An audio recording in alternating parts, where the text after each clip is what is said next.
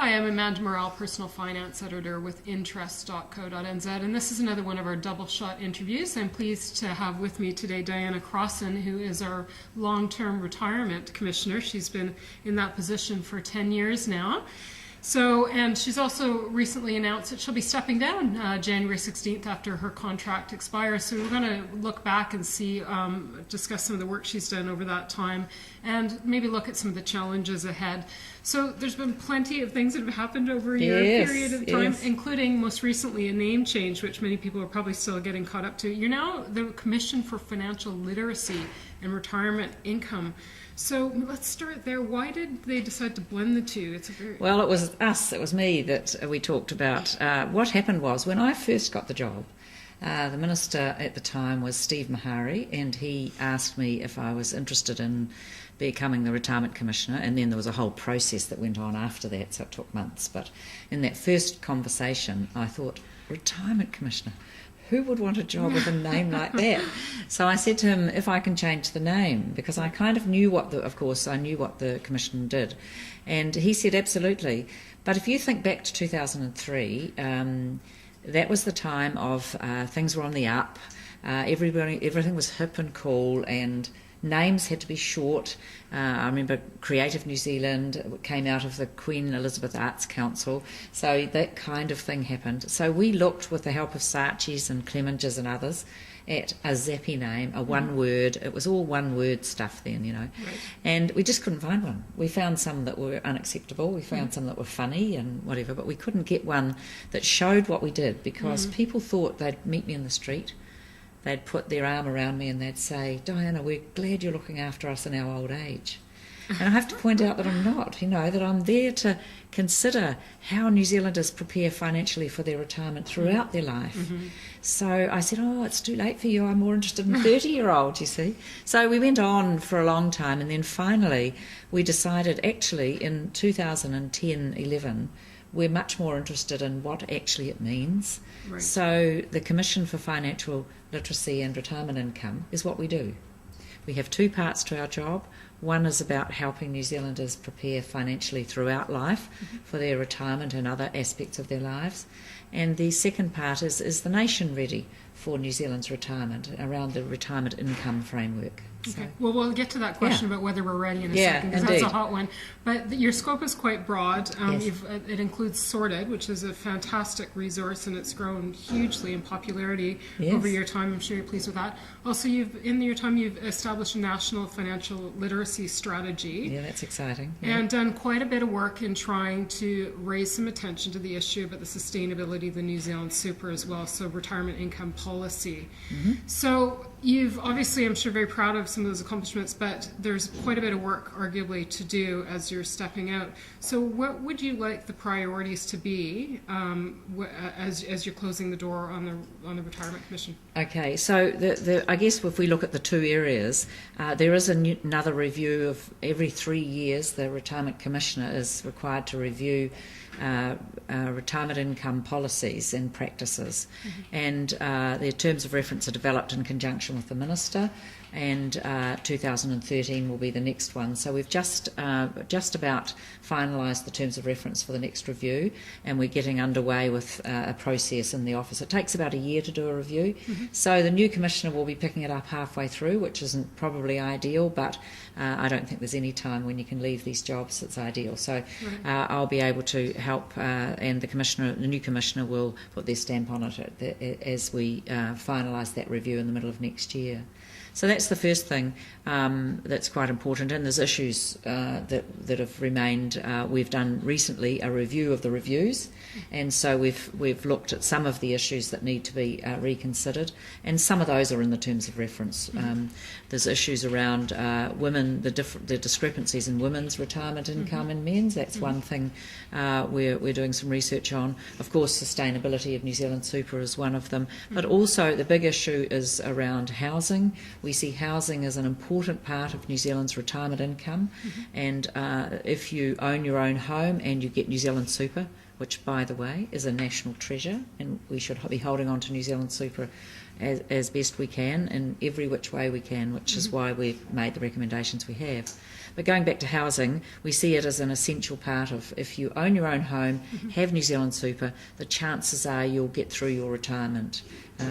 We've found that the few people, we're lucky in New Zealand, that the few people, about somewhere between 5 and 8% of New Zealanders who are living in hardship, post 65, they tend to mostly be people who are renting. Right. Yeah. So it's really important, and we've been lucky, and the systems have set it up so that most New Zealanders over 65 own their own home, and unfortunately the home ownership is dropping. Now in some countries, as people watching this will know, I think in Switzerland only 35% of the people own their own homes, but they have long-term rental agreements, they have intergenerational rental agreements, they have, therefore the owner of the residency has long-term bonds, and there's all sorts of things that just don't exist and haven't been needed in the New Zealand market. So things would have to change. So I think we need a serious look at that area. So if we move then to, that's around retirement income, but we have a look at financial literacy, and I think the first area is to encourage and cajole and do whatever we can to get it into schools. We had a program of development to get the Ministry of Education on board, and that took some time because it's of course not in front of them every day, and so with support from the banks, we had a pilot in 2008, and I was delighted that we got all the banks in the same room, and they were supporting financial literacy in schools, and that was very good. So with all of that information, the Ministry of Education is now developing resources, but we've got a long way to go, and we want their commitment to supporting financial education in schools. We also want them to support professional development of teachers. We think there's much better resources now for classrooms, and schools now could take it up if they wanted to, because there are enough resources around. So that would be another push. I think the other end of life, we've just done a major piece of work around older Kiwis, and we've got a strategy we're going to be rolling out over the next while. I'm quite sad that's probably the one I wish we could go faster. Of course, we want to get it all well presented, because we want it to be as well regarded by New Zealanders as sorted is now. So it'll be a sorted for older Kiwis. How do you manage your money? You're going to have 25, 30 years in with that money. How do you manage it over time? Yeah, that's going to be a big issue for a lot of folks. Now, I'm curious to know, we just heard from Massey University. They released the Retirement Expenditures Guideline, which has provided some important data and insights into actually what people are living on in retirement with only New Zealand Super. And it's pretty grim, as you would say. It is in a way, although we had a look at it too, and we've been waiting for it and delighted that it's out, because it adds to what we've already got, what New Zealand already has. We do have the living standards reports that come from the Ministry of Social Development, which are very good, and they cover something like 35 factors, so it's a good look. We also did what would you call it, snapshots about 3 years ago of exactly that. What do people live on? New Zealand Super. So this is a survey which gives us more in-depth data. And the thing is that when we look at the living standards reports and the happiness reports, the group that's most happy in New Zealand are those in retirement. So we know that we're doing some things right. We know it's tough at the moment, and we know people have to manage their money very carefully. So we're always encouraging New Zealanders to look early at their income, at their expenditure, to cut their debt early, especially dumb debt we've talked about, high interest debt, credit cards and the like. And start preparing for their retirement early, because a small amount away early. And we think things like KiwiSaver will help a lot. If we can get that housing thing sorted, we know that it's tough, but we know New Zealanders are managing. But it's no surprise that New Zealand houses are way more expensive than most people can properly afford to service. And we also know that, unless there's some serious changes with New Zealand Super, it's not going to be sustainable. You've been stonewalled by the Prime Minister in trying to get some sort of resolution there. How does that sit with you as you're leaving? Well, the sad in a way, because, well, of course, anybody in my position would like recommendations to be taken up and tick, tick, tick, they're all followed. Of course, that's not the reality, and the politics and other issues get in the way. But the good thing for me is that the discussion we've had around the sustainability of New Zealand super has meant that most New Zealanders, or many New Zealanders, will have heard that something will have to give. And my real worry was that without that discussion, it would be put on people in a hurry. And I had a vision that I'd be lying at the beach and I'd hear a government say, we have to put the age of eligibility up quickly, because they didn't do it in 2010 when it was recommended. Now, I don't think any New Zealander will be caught out by that. So in some ways, part of the job is done. So what, you think more New Zealanders have heard that message and they've boosted their own personal Well, savings? they know it won't be a shock. See, if they'd just done it without that conversation, it's not fair. And it's not. It would be much better, of course, if it was publicly announced. But the fact that it's been talked about is partway there, because New Zealanders can be warned that something might happen. We can see that it's happened in Australia and the United States and Canada, and the Scandinavian countries have an interesting, some of them, Denmark particularly, have an interesting concept, and they attach the age of their pension to the increase in longevity. Yes, and I've heard the recommendation in the UK is to do just that. That's right. You'd So be that looking at getting your pension at 80 if well, they did that. No, it is no. It's not attached to the end of in Denmark. Yeah. It's just it's so that you live the same length of time on the pension, Right. and it just moves. So it means that the politicians don't get involved. That's what that means. Okay. So no, it doesn't mean that you get it any later. It's just that instead of, as we were suggesting, it goes up to 67, it would go up slowly as longevity went up. So you still have about 20 years on the pension. Right. Okay. You This see is what I mean? different. Oh proposal in yes, the Britain UK. is trying to find money. They're desperate. Well, everybody around the world is Absolutely. struggling what is being perceived as a crisis. Yes. Do you think it is being seen in the same light as other countries are looking at it in New Yes, Zealand? I think we've got to be careful about too much talking about a crisis in New Zealand. We know that currently it costs us just under 4% of GDP, and we know at the peak that it'll be as much as we can know, because we know that long-term forecasting is really fraught, but we know that it'll be somewhere just under 8% of GDP. Now that's a lot less than many other countries in Europe particularly. Some of them are paying 12% now.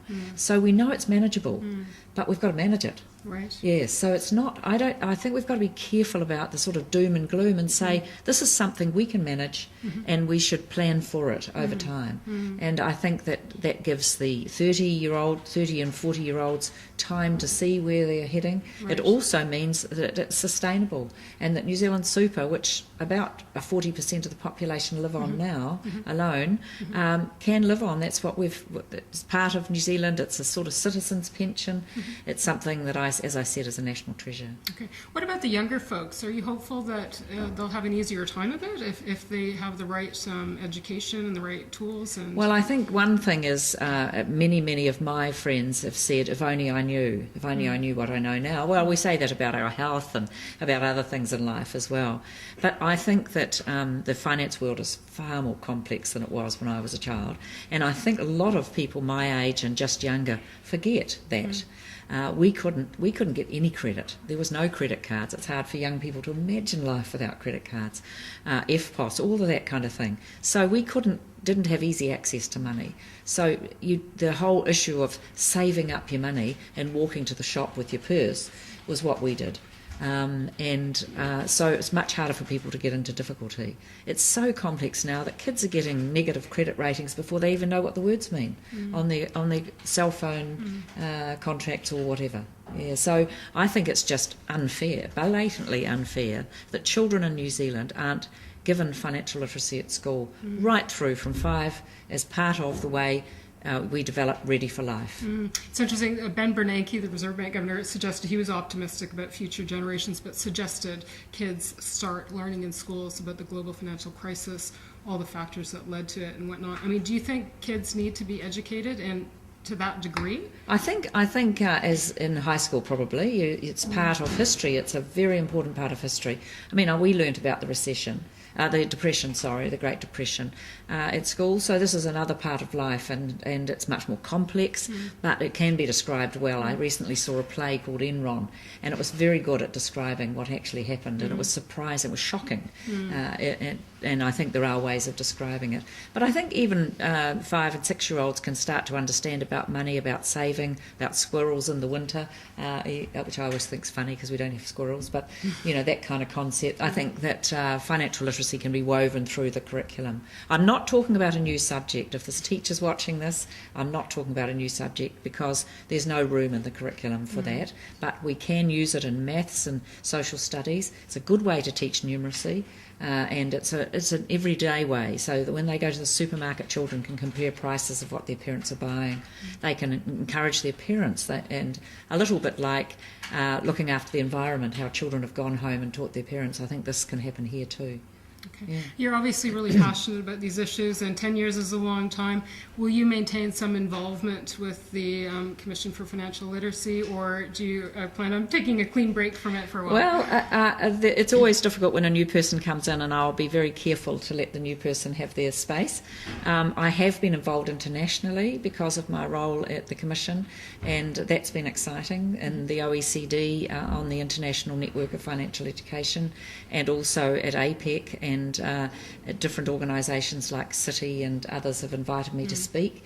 So there may be an opportunity to be still involved in some of that work. There may not too. And of course, who knows what the new job will be. It might take over my passion and take me in another direction, because I have been passionate about previous jobs as well. Okay. So, yeah. Well, one last thing, because it's around the corner, Money Week, and this is a new initiative that you've also established. Yes. Tell us about Money Week, and what are you hoping to come out of that? Well, I should have been wearing my Money Week brooch. I just realised I've got it in my bag below. But Money Week is the 2nd to the 8th of September, and we're very excited that many organisations have decided to get behind this. So there's all sorts of things happening. There's a website, moneyweek.org.nz. So go onto the website and have a look at what's happening in your town, because we've got it through the country. So there's public facing events in libraries, there's organisations who are running free seminars, there's new relationships, for example Women in Super, which is an organisation of women who work in the sector, who are working with the YWCA in schools, doing some sessions. So there's a whole lot of things. Also, they're in workplaces. There are some workplaces that are going to run seminars and do workshops that the public won't see, but we're very excited that numbers have taken it up. We've already had Estonia write to us and ask questions about Money Week and questions about Sorted, and they want to know how it goes. And of course, it's Money Week in Australia at the same time, so we'll be comparing notes with how they went too. So what's the hope through Money Week? Is it just that people become a little bit more self-aware? It's an opportunity to raise awareness amongst the population. And what we're finding interesting is that some of the organisations we've been chipping away at to get help from, some of the finance sector organisations, have come to the party in Money Week, whereas I struggled to get them to come to the party just in an ordinary week. It does happen. And we knew, we studied what happened in the Netherlands, and we studied what happened in Canada, and they have something similar, and they said it just brings people together, and it's bringing relationships that will continue. There are organisations, for example Corrections, who are going to do a seminar in their national office, and then they'll roll it out. Now they probably wouldn't have got to that point. Our relationship with them is growing, so there's all sorts of things. They may take it out to offenders as well, which is through their community programs. So there's a lot of new strategies. Well, it's certainly on the radar, I think, more than it was 10 years ago, and credit to you, Diana. Thank you very much for joining us today, and good luck in your next year. You've still got a ways to go. Yes, that's right. Thank you. I'm Amanda Morrall, Personal Finance Editor with Interest.co.nz, and this has been another one of our Double Shot interviews.